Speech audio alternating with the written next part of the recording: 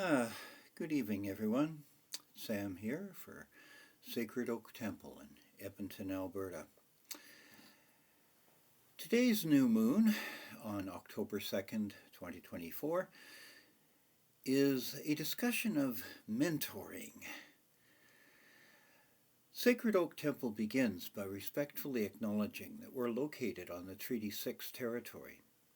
This is the ancestral and traditional territory of the Cree, the Dene, Blackfoot, Saulteaux, Nakota Sioux, and the Métis peoples. We offer tobacco to the ancestors of this land as a recognition, and we ask for permission to belong here.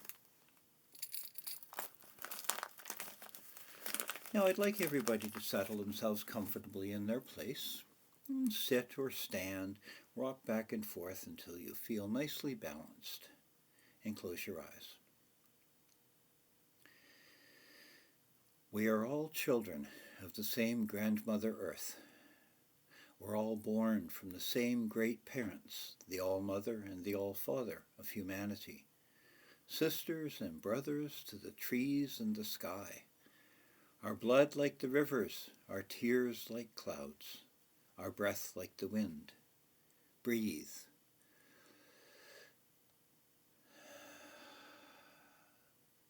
And breathe.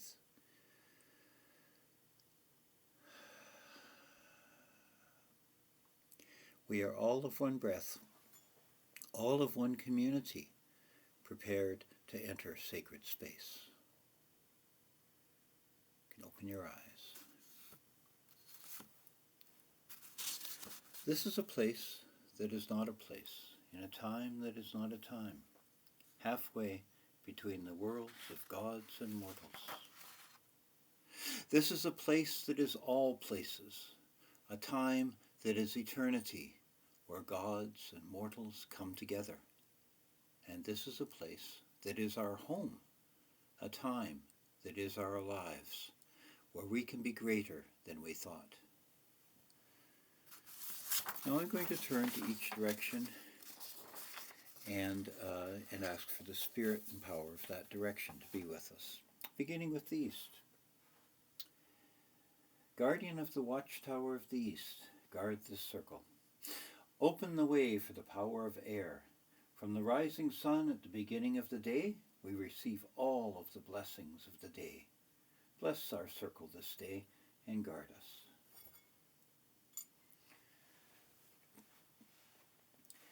Guardian of the watchtower of the south, guard this circle. Open the way for the power of fire. From our Father Sun, we receive the blessings of heat and light, of growth and energy. Bless our circle this day and guard us.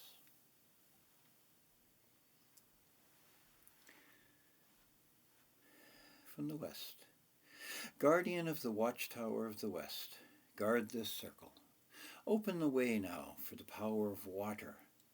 From the rising moon at the end of the day, we receive all of the blessings of the night. Bless our circle this night and guard us. Guardian of the watchtower of the north, guard this circle. Open the way for the power of earth. From our Mother Earth we receive the blessings of flags, flax, fragrant fodder. Bless our circle this night and guard us.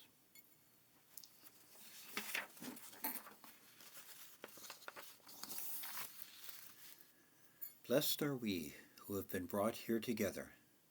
Blessed are we with life and friends and family.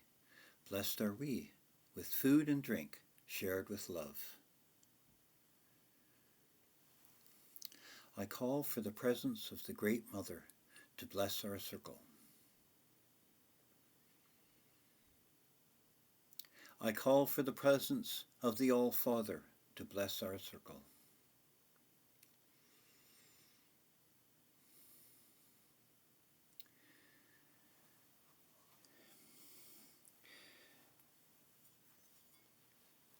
An ongoing question in the pagan community is how can those people with experience and knowledge guide and assist the growth of less experienced people? How can less experienced people find mentors and learn from them? Traditional systems of apprenticeship or discipleship may not fit Wicca or neo-paganism, but knowledge, skills, and connection do not spring forth without teaching and practice, and you cannot buy spiritual growth. This is where temples come in. We hope to bring together experienced people and those who wish to learn. Now, if you feel a calling to teach and to serve, how can you be sure that you know enough and have grown enough to do that? Just being old does not make someone an elder, but life experience to draw upon is important. The calling alone is not enough. I'd like you all now to take a minute to think about where you are on that path and think about people that you are mentoring, your students.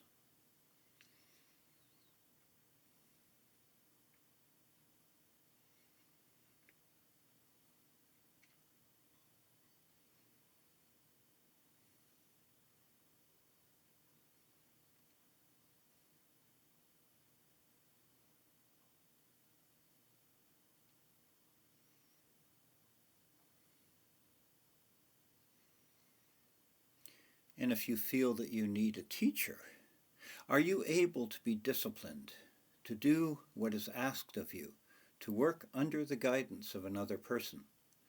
Will you accept their evaluation of your progress or insist on your own? Who is it that mentored you?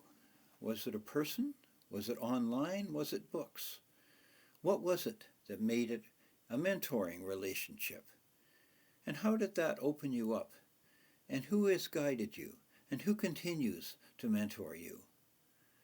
I'd like you all now to take another second and just think about your mentors. Who are the people who have guided and taught you on the path?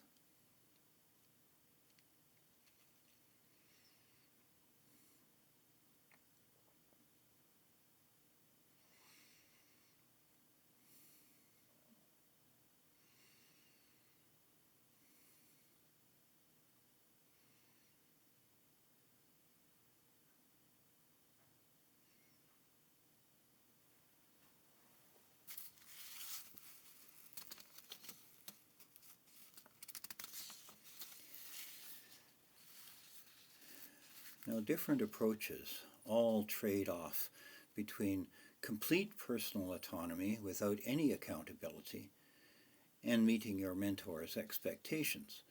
Personal discipline, spiritual growth, and efficacy develop in a context of expectations and discipline.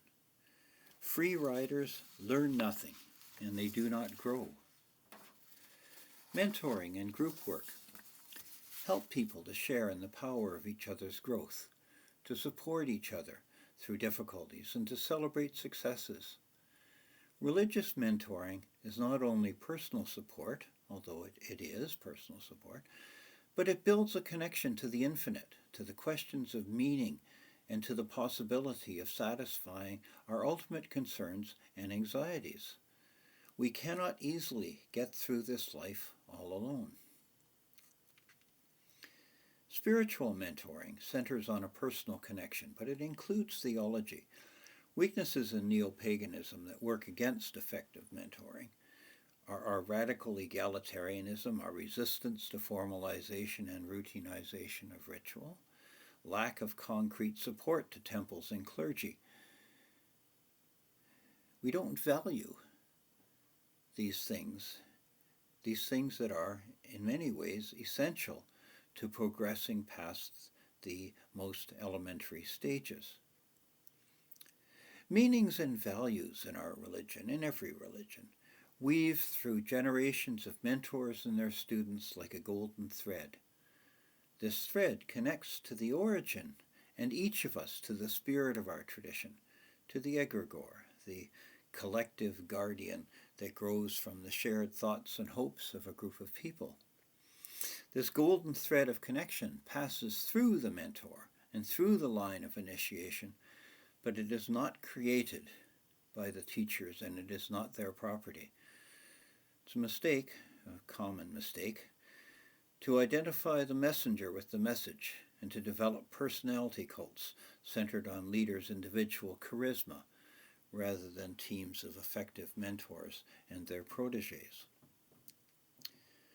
Now, spiritual guidance and connection to the cycles of nature can be encouraged by the elders, introduced by the mentor, but the work to make them real in life is the task of the student. There is no shortcut to spiritual engagement. There is a substantial amount of personal and group work required to make the gods real in our lives. Telling stories, training and education, meditation to develop our inner senses, shared rich experiences in ritual, prayer. These things, which may be tedious, may take us away from some of the fun stuff, are really building blocks to a deeper understanding. The mentor models strength, character, decisiveness, and the ability to act. The mentor expresses joy, creativity, intimacy, and love.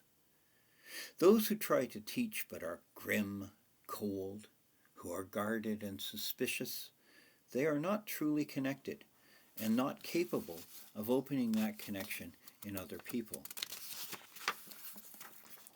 The talents and skills that we need to develop and how those talents come out in life can be taught, though they're means to the ends of the spiritual connection at the center of everything. The proper ways to behave with others, with the gods, and toward ourselves are modeled by our mentors. We reflect their guidance as spiritual people. And finally, we must all prepare to teach and guide others. When we have grown and become adult in the craft, aware and connected, we have an obligation to the next generation. We can pass on all that our ancestors accomplished, did and thought and hoped, power and connection, skills and dreams, obligations and responsibilities, to carry the love and the power forward into the future. So let me go back to those questions again. Who mentored you?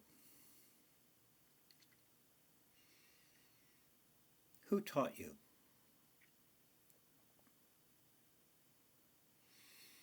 Who are you mentoring? How are you helping them, teaching them, and growing alongside them?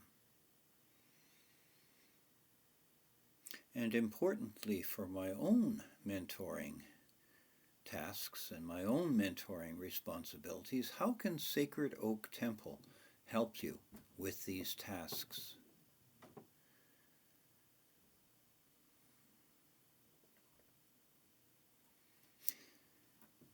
I've talked a lot, I've asked a lot of questions. I don't have any solid answers, but I'm wanting to work with all of you toward making our joint spiritual project more effective and helping us all to mentor and learn and grow together. Blessed be. It's time to bless and share food and drink. It's not we who bless food and drink, but they bless us. In their nature, they nourish our bodies, and in sharing food and drink, we create community. May you never thirst.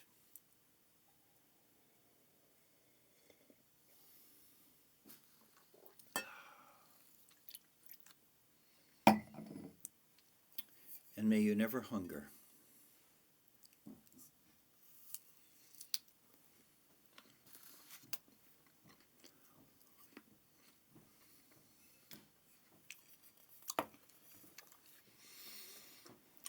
Have something to eat and something to drink. Share food and drink with me and with whoever's in your circle at home.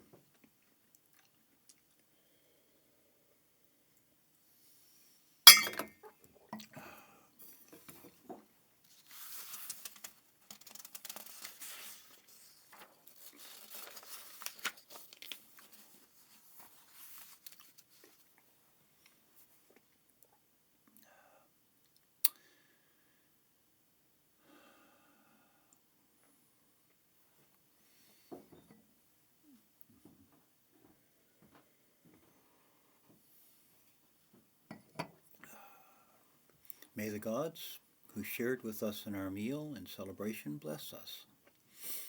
May those who opened the world of the Spirit to us, who taught and nourished us, may our mentors be blessed. This earth is our home. We are safe, fed, and secure. Blessed be. The moon lights our way now as this celebration comes to an end, but the warmth of love continues. Blessed be. We get strength and courage from each other. In our unity is our strength. Blessed be. And we end this circle with the breath of life, the first great blessing.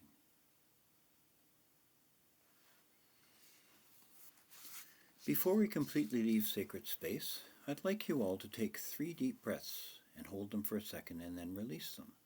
1.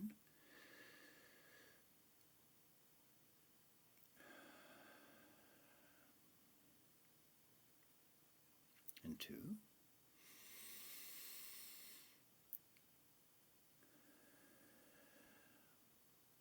And 3.